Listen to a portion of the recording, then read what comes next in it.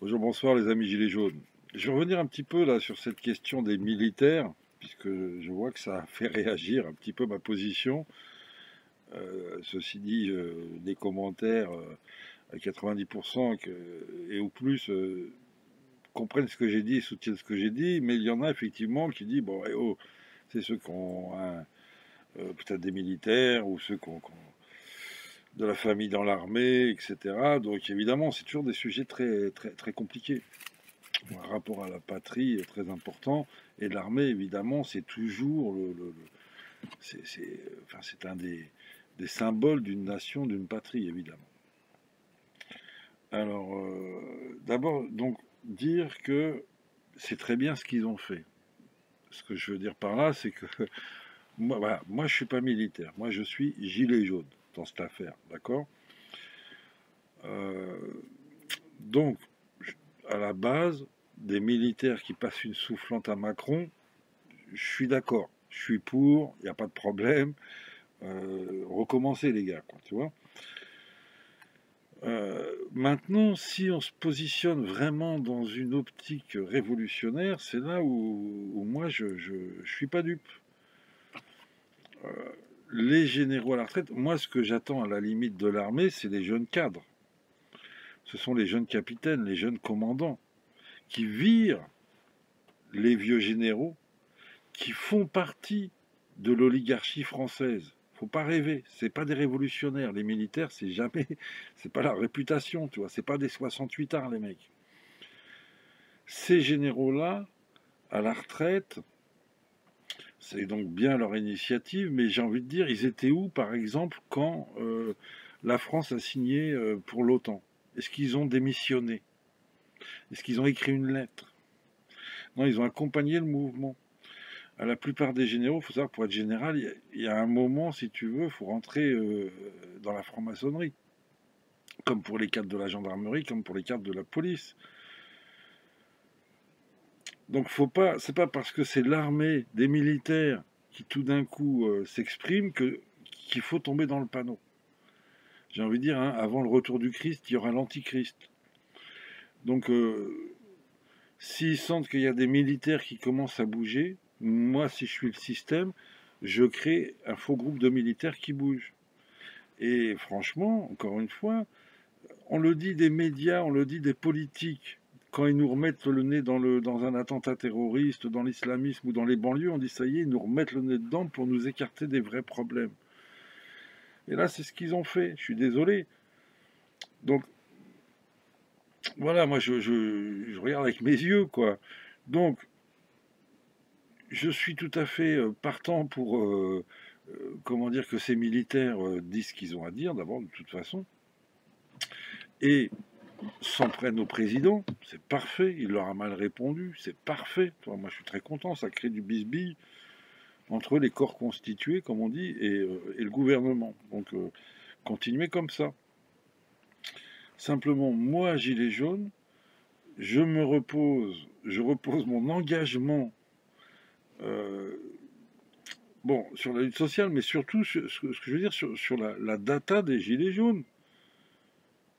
Notre ennemi, c'est l'oligarchie financière, c'est BlackRock. Voilà, c'est la BCE, c'est l'Europe, l'ennemi de la France, ce qui met en péril la France. Pourquoi ils ne le disent pas, les militaires? Voilà, voilà, c'est l'OTAN, c'est l'ONU. L'ONU, il en fera toujours une, si tu veux, mais c'est l'OTAN, l'OMS, l'Europe. Voilà, c'est ça qui tue la souveraineté française. Et ces militaires, ces anciens militaires, je suis désolé, ils n'étaient pas là. Hein, voilà, ils sont là à la retraite.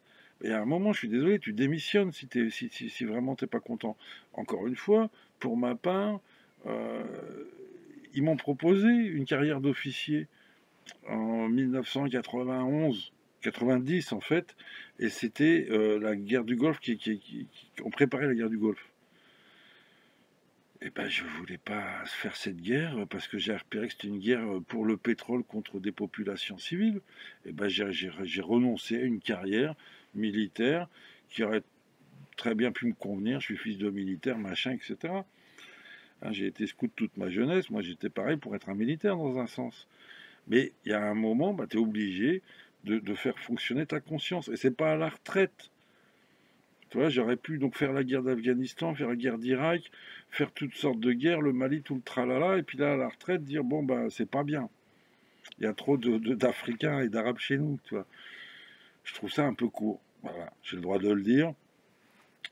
Et j'attends encore une fois surtout des jeunes cadres et de la troupe pour faire les coups, s'il y a un coup à faire. Mais les vieux retraités, ils ont fait le taf. Ils ont fait la guerre d'Afghanistan. Ils ont fait la guerre d'Irak. Ils ont fait voilà, la Libye, donc le Mali. T'as plein de mecs en Syrie en ce moment. D'accord? Et ça, c'est vraiment le général, c'est le maillon entre le gouvernement et l'armée. Si le général dit oui au gouvernement, toute l'armée obéit, puisque c'est le fonctionnement de l'armée, si tu veux. Donc ils sont hyper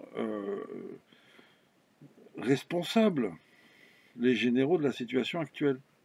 Ils font partie de l'oligarchie française.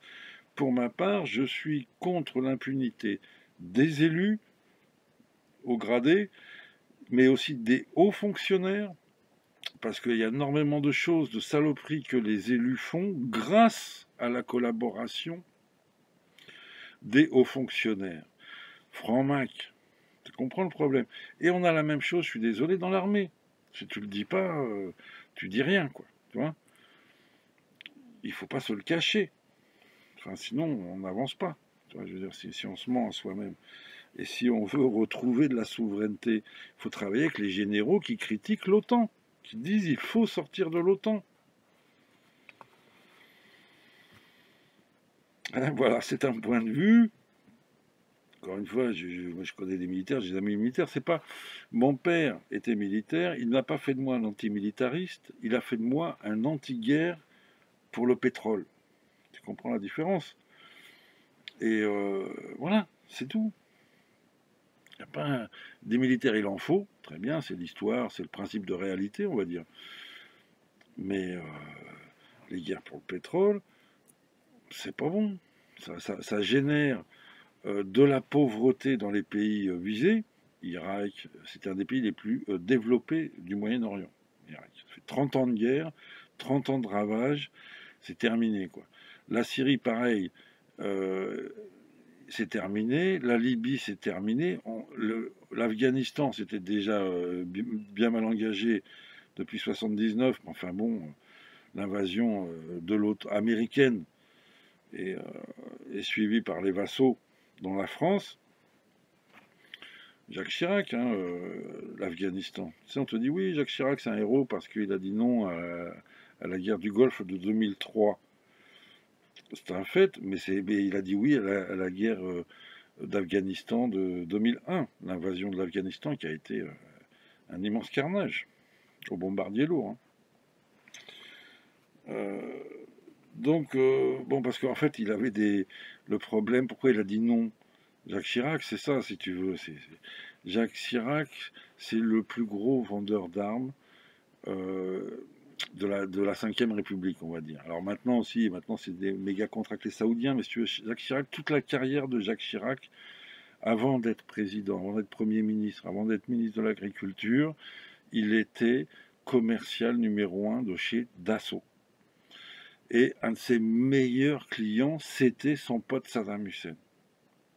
Et c'est pour ça qu'il a refusé l'invasion de 2003, c'est que Saddam Hussein lui devait encore des factures de missiles et de machins et d'armes pour Dassault, d'avions évidemment.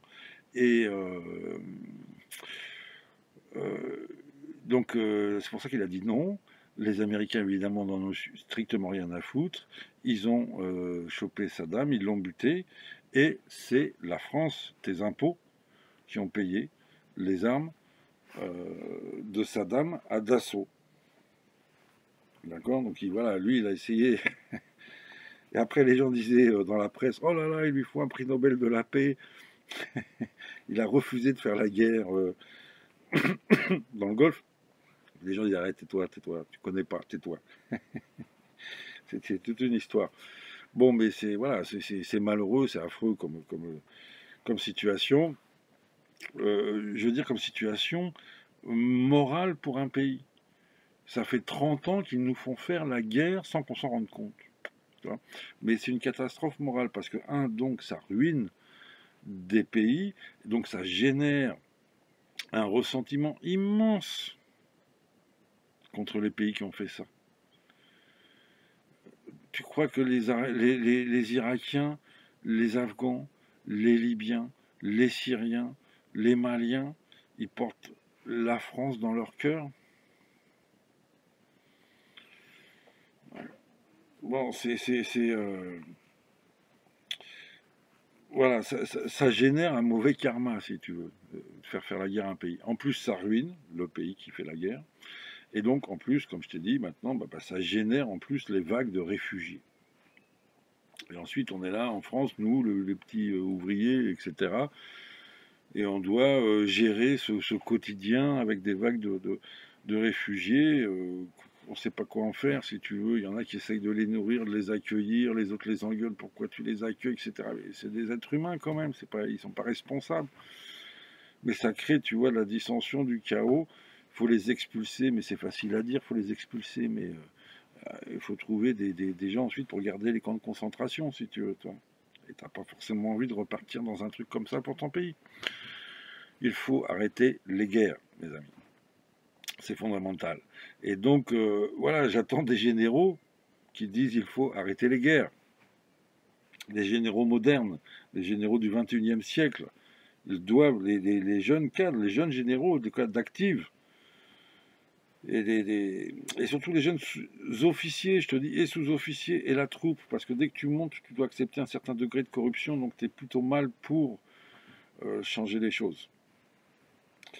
Donc, mais il faut que des jeunes cadres, qui ont fait des études, parce que les officiers, attention, c'est pas les derniers de la classe, tu vois, et qui savent que l'avenir de la France, c'est dans un partenariat gagnant-gagnant avec l'Afrique et avec le Proche-Orient, le Liban, la Syrie, la Libye, avec la Méditerranée. La paix en Méditerranée. Tu te souviens, c'est Sarkozy qui en parlait de la paix en Méditerranée, et juste après, ça c'est quand tu les vois faire des gros mensonges comme ça, juste après, qu'est-ce qu'il a fait? Destruction de la Libye.